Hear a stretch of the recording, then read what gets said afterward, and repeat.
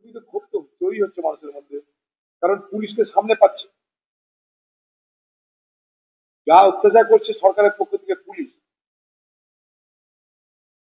তার বিরুদ্ধে মানুষের ক্ষোভ তো আছেই।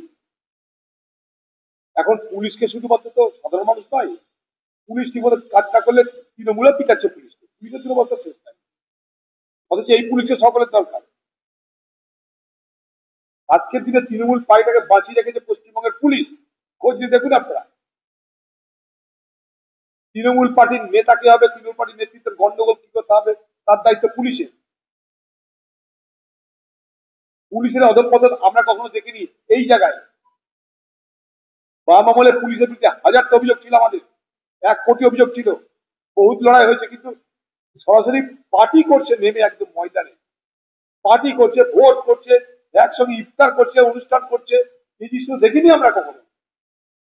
পুলিশ তার পুলিশ নেই, তৃণমূলের ক্যাডার হয়ে গেছে ডাইরেক্ট, তৃণমূলের কর্মী হয়ে গেছে ডাইরেক্ট। তার জন্য তাদের বিপদ বাড়ছে, তারাই বা কি করবে। এদিক থেকে ওদিক করে চাকরি ট্রান্সফার, এই থেকে ওদিক করে তাদের বিপদ নেমে আসছে। সর্বত্র ভয় ভীতির বাতাবরণ তৈরি করেছে এই তৃণমূল সরকার।